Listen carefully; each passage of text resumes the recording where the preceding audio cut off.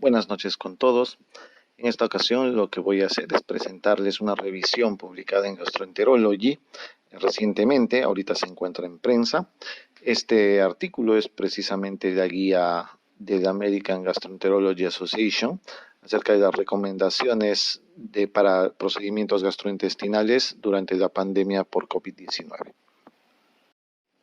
A manera de introducción, podemos mencionar que para nadie es novedad que las manifestaciones de la infección por COVID-19 no solo son pulmonares.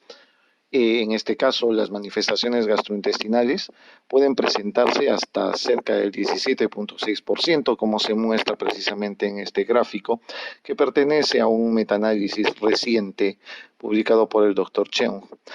Además, dentro de los síntomas más importantes tenemos que la diarrea puede llegar hasta el 12% dentro de los estudios mencionados, la anorexia hasta el 26%, y tanto las náuseas y los vómitos como el dolor abdominal también pueden estar presentes dentro de esta patología.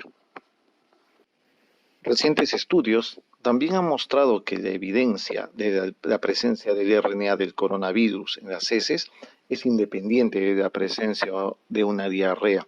Además, también algunos estudios han mencionado que esta presencia del coronavirus en las heces puede incluso ser positiva después de que el evento respiratorio ha pasado, es decir, después del episodio agudo.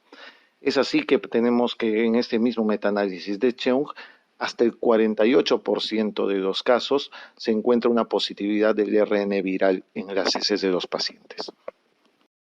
En cuanto a las manifestaciones hepáticas de la infección por el COVID-19, debemos manifestar que ya hay estudios que mencionan que hasta el 20 o 30% de los pacientes pueden tener algún tipo o grado de manifestación hepática, dado principalmente por lo que es la injuria celular, y esto puede estar determinado porque se conoce que en los colangiocitos existen receptores de la enzima convertidora de angiotensina tipo 2 que pueden determinar de alguna manera por qué la presencia del virus puede ocasionar este aumento de transaminasas.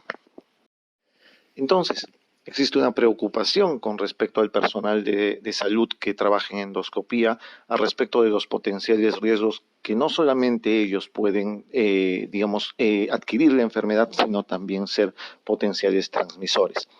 ¿De qué manera puede propagarse la enfermedad? Existen tres teorías fundamentales. La primera es básicamente que el equipo de protección personal que use el personal de salud en este caso no es apropiado, o simplemente la presencia de que haya un escaso personal, no solamente determinado porque el personal esté contagiado, sino por la misma cuarentena. Y hay una preocupación de que este personal infectado sea un vector de transmisión para los pacientes potencialmente sanos en este caso. Entonces, la pregunta cae por su propio peso. ¿Qué tipo de equipos de protección personal deben ser usados durante una endoscopía? Y es así como vamos a observar en la siguiente diapositiva la presencia de las mascarillas. Las mascarillas que habitualmente utilizamos tanto en endoscopía como en la vida médica diaria pueden ser de dos tipos. Tenemos las mascarillas quirúrgicas, que lo ven ustedes en la figura superior, y tenemos las mascarillas respiratorias, las famosas mascarillas N95. Hay una diferencia fundamental en ambas. La diferencia es que las mascarillas quirúrgicas a menudo lo que hacen es proteger contra partículas grandes, pero son muy poco efectivas cuando las partículas son aerosoles y pequeños menores de 5 micras. Esta es una ventaja que tienen las segundas mascarillas que les presento acá, que son las mascarillas respiratorias, las cuales precisamente protegen contra este tipo de partículas pequeñas, menores de 5 milímetros. Se sabe que las mascarillas N95 pueden filtrar hasta el 95% de los aerosoles menores de 5 milímetros. Por otro lado, también existen mascarillas mucho más sofisticadas, como pueden ver a la derecha de la diapositiva, llamadas los respiradores purificadores de aire y que son motorizados. Estas mascarillas también se conocen por sus siglas en inglés como las mascarillas PAPR. De esta manera entonces podemos inferir que las mascarillas quirúrgicas no son realmente un buen método de protección para prevenir la infección por COVID-19 en esta pandemia. Entonces pasemos con las primeras dos recomendaciones que se haga con respecto a la seguridad en los procedimientos endoscópicos. Las primeras dos recomendaciones dicen principalmente que los pacientes que se van a hacer una endoscopía o una colonoscopía, independientemente de que se sepa que este paciente está infectado con COVID-19, el personal de salud debe utilizar necesariamente las mascarillas N95 o puede utilizar los PAPR.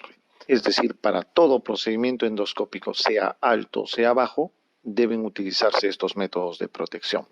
La calidad de evidencia es mucho mayor para la endoscopía, en la cual la recomendación es fuerte, pero la calidad de evidencia es moderada. Sin embargo, para la colonoscopía, a pesar de que la calidad de evidencia todavía es baja, la recomendación llega a ser fuerte por lo ya mencionado, por la presencia de coronavirus viables en pacientes que están sanos y que ya han tenido un episodio agudo de COVID-19, es decir. Entonces, la recomendación número 3 cae por su propio peso. Las mascarillas quirúrgicas tradicionales no deben ser usados ni para procedimientos endoscópicos ni para procedimientos de colonoscopía, ya que definitivamente estas no protegen contra el COVID-19. La cuarta recomendación es bastante interesante. Muchos se habrán preguntado si las mascarillas N95 en este caso pueden ser reutilizables. Definitivamente esto es algo que nos vamos a preguntar en muchos de los países en donde los recursos son escasos y donde no existe una disponibilidad tan alta de este tipo de mascarillas o con lo menos con la cantidad que uno quisiera tener. Entonces, la AGA en este caso recomienda que en estas ciudades o en estos países donde hay escasos recursos, la mascarilla N95 podría ser reutilizada. Pero ojo, esta es una recomendación solo condicional, no hay estudios muy profundos al respecto, por lo cual la calidad de evidencia es muy baja. La quinta recomendación no deja de ser menos interesante. Se ha hecho el estudio acerca del uso de un solo par de guantes quirúrgico versus el uso de dos pares de guantes, es decir, un par de guantes internos y un par de guantes externos en este caso. Y vamos a ver que la evidencia acá ya es una evidencia moderada que está determinada fundamentalmente por un estudio del doctor Casanova publicado en el año 2008, donde demostró que precisamente el uso de utilizar guantes dobles, es decir, utilizar doble guante en este caso, tiene mejor evidencia de protección y menos riesgo de contaminación del personal que cuando se utiliza los guantes simples. Entonces, la AGA para este caso da como una recomendación fuerte el uso del doble guante para realizar los procedimientos endoscópicos. Definitivamente la recomendación que viene a continuación es una que escapa muchas veces a nuestra realidad cotidiana. Nos habla acerca del uso de estas salas con presión negativa que no están disponibles en muchos países ni en muchos centros hospitalarios, sobre todo en el Perú.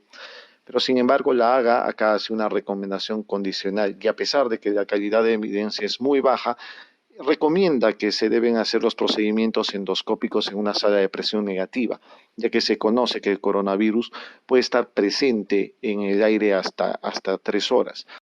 La séptima recomendación es fundamentalmente para el personal que hace reprocesamiento y limpieza de los equipos. En este caso, no hay una diferencia significativa en usar otro medio u otro método para el reprocesamiento. Queda claro que el reprocesamiento estándar, la limpieza estándar de los equipos es suficiente para matar al coronavirus.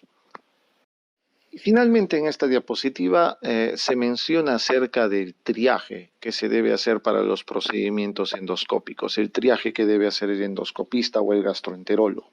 Para esto sí, la calidad de evidencia todavía no es muy contundente. Lo que se recomienda en este caso es hacernos preguntas sobre el procedimiento endoscópico, si este va a llevar a un riesgo de falla de órgano posteriormente en el paciente, es decir, si la enfermedad va a llevar a un riesgo de falla de órgano en el paciente, si esa enfermedad que tiene el paciente tiene algún riesgo de metástasis o empeoramiento de los síntomas, si el impacto de nuestro procedimiento endoscópico va a inferir de manera positiva en los resultados y si definitivamente puede haber una demora en realizar el procedimiento más allá de las 8 semanas. Con todo esto, muchas veces podemos tener que basarnos en 3 métodos o en 3 formas de poder hacer este triaje, que puede ser por una consulta telefónica, podemos tomar como una alternativa la telemedicina o finalmente hacer un enfoque multidisciplinario acerca de la patología del paciente. Lo que se trata en este caso es de evaluar si estos procedimientos o esta endoscopía o colonoscopía que se va a realizar son susceptibles al tiempo o si no son susceptibles al tiempo en este caso. Si son susceptibles al tiempo, vamos a ver si el procedimiento endoscópico debe realizarse dentro de las primeras 24 horas o si este procedimiento endoscópico puede diferirse de una manera un poco más prolongada, pero hacerse dentro de las primeras 8 semanas. Los procedimientos que requieren una intervención inmediata dentro de las 24 horas son, por ejemplo, realizar una CPRE en pacientes que tienen colangitis o realizar una endoscopía alta en pacientes que tengan una hemorragia digestiva alta o algún episodio de impactación alimentaria. Por ahí puede haber algún que otro paciente hospitalizado con una patología que requiera intervención inmediata. Algunos procedimientos pueden ser diferidos un poco más de tiempo, pero tienen que hacerse dentro de las primeras 8 semanas, como son en el caso de las hemorragias digestivas bajas. Valorar todavía la realización, de una resección mucosa endoscópica en pacientes que tengan pólipos grandes o realizar una sigmoidoscopía en pacientes que tienen colitis ulcerativa. Sin embargo, hay otros procedimientos que no van a requerir o no tienen, digamos, una susceptibilidad de tiempo y que estos procedimientos pueden ser demorados más allá de 8 semanas. En este caso, por ejemplo, los screenings de colonoscopía está demostrado que no hay mayor beneficio entre demorar más o menos de 8 semanas para realizarlo o realizar colonoscopía en aquellos pacientes que tengan un test de inmunoquímica fecal positivo. En estos pacientes todavía se puede demorar un poco más de 8 semanas para realizar el procedimiento. Aquellos pacientes que tengan dispepsia o tengan metaplasia intestinal también no se ven beneficiados de una endoscopía muy temprana antes de las 8 semanas y estos pueden ser diferidos para posterior.